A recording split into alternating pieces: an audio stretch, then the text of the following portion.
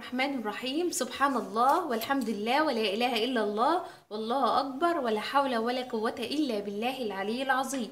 ألا بذكر الله تطمئن القلوب. أهلا وسهلا بكم في قناة يومياتي مع حماتي، معكم أم رقية.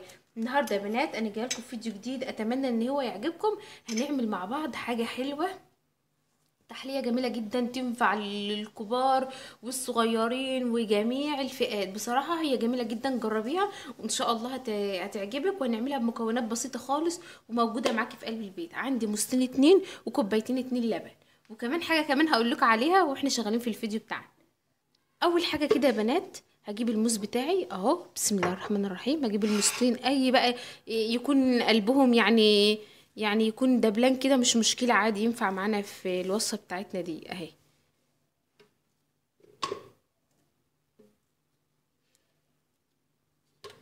هحطهم كده، وكمان هجيب الموزة التانية، بسم الله الرحمن الرحيم. الموز طبعا مش غالي يا بنات، الموز ده ب5، مش عارفة ب5 ولا 6 تقريبا يعني.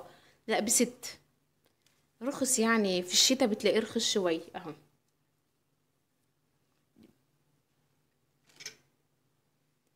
اقطعها برضو زي التانية كده، تمام. واجيب بقى كوبايتين اللبن بتوعي اهو، بسم الله الرحمن الرحيم. ده واحدة، وادي التانية يا بنات اهو، بسم الله. وبعدين هجيب بقى هحط عليهم معلقتين سكر، على قد الكوبايتين دول تحط معلقتين سكر كبار. بسم الله الرحمن الرحيم. ادي واحدة،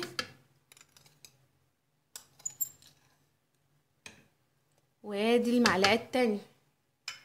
هضربهم بقى في الخلاط وبعدين ارجع لكم تاني.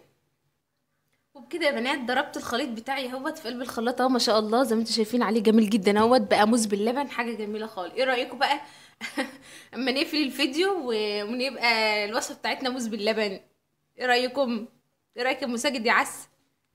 يلا بقى مع السلامه. لا يا بنات انا بهزر معاكم طبعا. انا شايفه ان هو موز باللبن بس طعمه جميل جدا بصراحه، فقلت ان انا اهزر معاكم شويه. هجيب بقى الموز دوت واللبن، هجيب حله وافضيهم فيه. هجيب بقى يا بنات، عندي كيس كريم كراميل. الكيس ده بيتجاب من عند العطارة، الكيس ب7 جنيه اهو. بسم الله الرحمن الرحيم. افتحه كده وهبتدي ان انا انزل بالخليط بتاعي وهدوبه كله.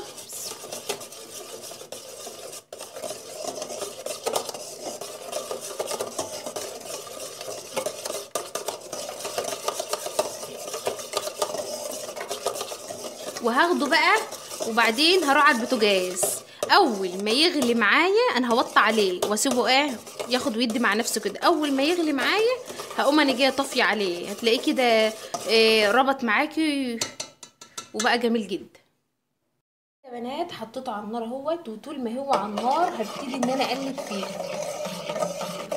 ايدي ما تسيبش النار خالص، يعني ما تسيبهوش، افضل اقلب فيه لحد ما يربط معايا.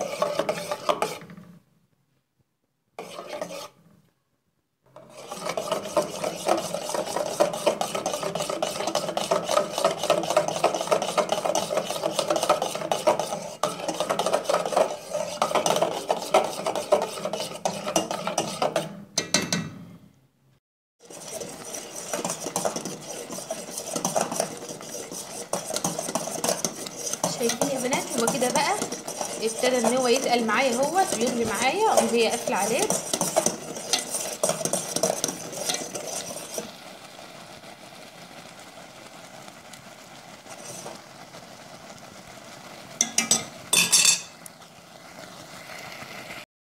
وبكده يا بنات بعد ما نزلته من على البوتاجاز هجيب الاطباق بتاعتي اهو، بسم الله الرحمن الرحيم.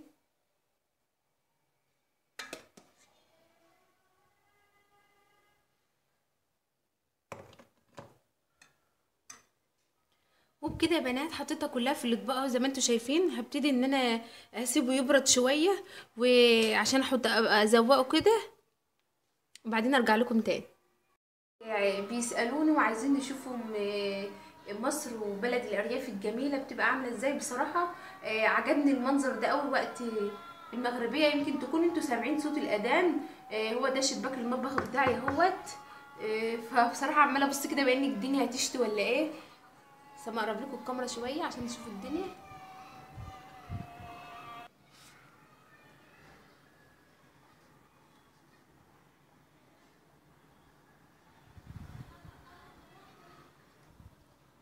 وده الشباك التاني دوت بتاع المطبخ برضو بتاعي. مطبخي ليه شباكين اتنين. ودي بقى المدنة بتاعتنا.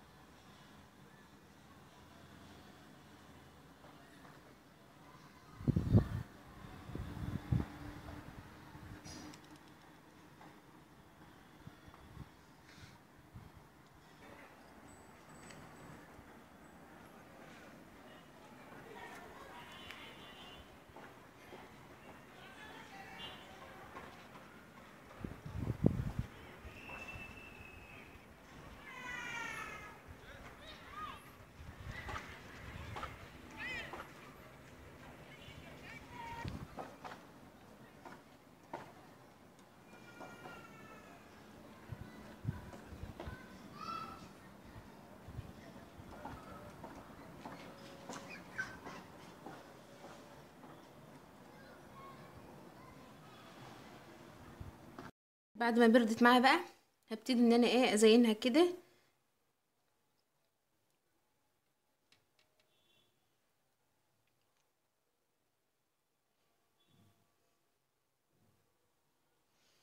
وانزل عليها بشويه مكسرات. عايزه تزينها كده عادي، مش عايزه برضك براحتك كده اهي.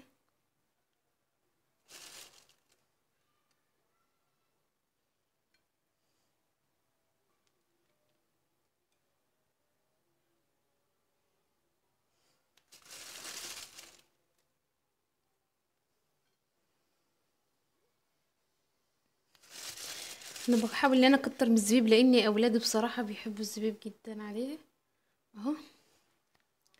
وبكده بقى خلصنا الحاجه الحلوه بتاعتنا. وتفضلوا معايا احلى متابعين في الدنيا، تفضلوا معايا اهل العراق الجمال وسوريا وكل متابعين العالم. واسيبكم في رعايه الله بقى، وما تنسونوش باللايك والشير وسبسكرايب. وانتظروني في فيديو جديد ان شاء الله. والسلام عليكم ورحمه الله وبركاته.